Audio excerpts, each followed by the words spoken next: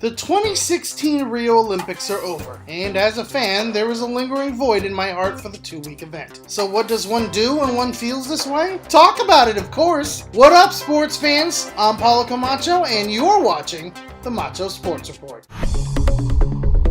Considering how big of an event the Summer Olympics is, it's difficult to know where to start in terms of what to talk about. I mean, where do you start? It doesn't matter where you start! Alright, Dwayne, thank you for that. In any case, let's start with a sport I actually did talk about before the games began: Olympic basketball. For both the men and women going into their respective tournaments, they were prohibitive favorites to win, and rightly so. After all, the women's team, armed with a bevy of WNBA All-Stars, and legendary UConn women's head coach Gino Auriemma, would have likely needed to lose half their team to injury for the rest of the world to have a fighting chance. And it showed in their utter dominance over the rest of the field. Through their 8-game stretch, one in which they went undefeated en route to a gold medal, they averaged 102.1 points per game and won by an average margin of 37.3 points per game. Their closest game was a semifinal win over France, where they still won by 19. It was clear that as far as the women's game was concerned, the Americans ruled all. There really wasn't a question about how well this team would do once you look at the roster. It's a perennial cast of future Hall of Famers: Tamika Catchings, Simone Augustus, Sue Bird, Sylvia Fowles, Diana Taurasi, Brittany Griner, Maya Moore, Elena Delle Donne, Tina Charles, Breanna Stewart. They basically put together dream team level squads every Olympiad, which would explain why they haven't lost a game in the Olympics since the original dream team was conceived back in 1992. That is an insane stat for a group of athletes that don't get much attention. And this is taking into account that the US women of the WNBA play overseas in the offseason, presumably creating more competition on an international scale. Apparently, that isn't the case, at least not yet. As for the men's game, it was apparent that the threshold was relatively closer. Granted, the Americans still walked away with a comfortable win for the gold medal and an undefeated record. It wasn't the cakewalk many experts believed it would be going into Rio. Half of their wins were by a margin of 10 or less, 2 of which were by a single possession. They managed an average of 100.8 points scored per game, but countries like Australia, Serbia, France, and Spain put up a fight, and the men's average margin of victory was lowered to a relatively less impressive 22.5 points per game compared to the US women. Their unblemished record could be attributed to their balanced roster, consisting of shooters like Klay Thompson, Kevin Durant, and Kyle Lowry, and athletic bigs like DeMarcus Cousins. It also helps that they were playing under a respected coach like Mike Krzyzewski, given the difficult task of molding a championship team out of all-star talent that don't have the experience of playing together for an extended period of time. That is, unlike some of their international counterparts, like Serbia and Australia, some of which have played together since their teenage